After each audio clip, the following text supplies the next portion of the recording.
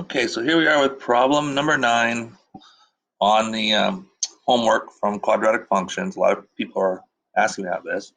And this is a vertical motion problem because it says during halftime of a soccer game, a slingshot launches a t-shirt into the crowd. Launches means it's got some force behind it. T-shirts launch from a height of 4 feet with an initial upward velocity of 60 feet per second. Now let's just talk about that first. We're talking about this equation. H is equal to negative 16 t squared plus the velocity times time plus the initial height. V is initial velocity and S is initial height. That's the only two pieces of information you need to be able to write this thing, okay?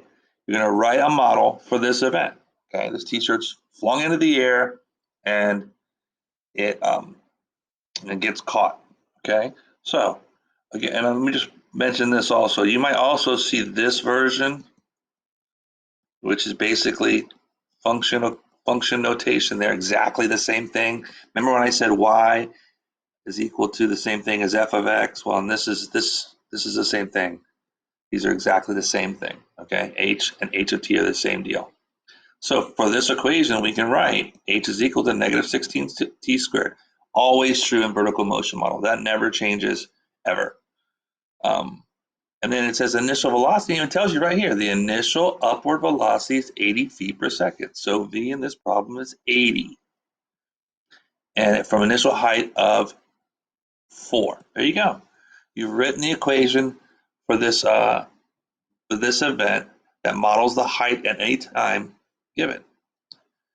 Now then it says it's caught 32 feet above the ground. Now that doesn't really make a difference here, because we're all we're looking for is how long it'll take the thing to reach maximum height. So to look at this event, it's thrown from 4 feet above the ground. So let's say that's 4, and this is height, and this is time. This thing goes up in the air, and then it comes back down. Now, here the thing says it's caught at 32 feet, so it stops right there. It never goes straight back down to the ground. It never goes below 4 feet, okay? So it starts at 4, it goes to its maximum height. Now, when we were talking about parabolas, and when it's the upside down, the maximum height is the point, the zenith of this thing, and the zenith is actually the vertex. The vertex will be the maximum height. And we've been practicing all along, how do you find the vertex? And that is simply first finding the axis of symmetry. So we're gonna use that here. B is 80, A is negative 16, so 2 times negative 16. All right, so that's going to be, and then in this one you can use decimals because we're talking about height, so you don't necessarily want to use fractions here. So when we get that, that becomes 2.5. So x is 2.5. In other words, the axis of symmetry here is 2.5. All right.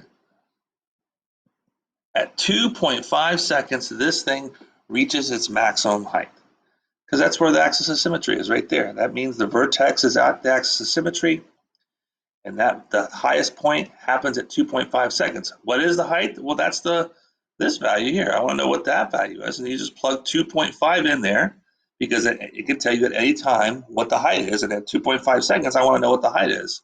So the height is going to be equal to negative 16, 2.5 squared plus 80 times 2.5 plus 4.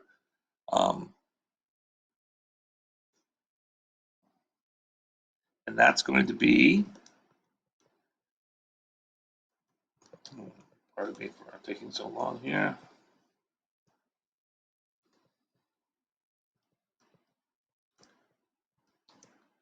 (104). The height is 104 at 2.5 seconds. So the question says, how long does it take the t-shirt to reach the maximum height? That's 2.5 seconds. What is the maximum height? That's 104. And what is the range of the function that models the height of the t-shirt over time? Well, it goes from the lowest point it ever reaches is 4. The highest is 104. Therefore, this thing only hits those numbers. It goes up to 100. The lowest point is 4. It goes up to 104. It never comes back down. It hits 32, and that's way higher than 4. So the range here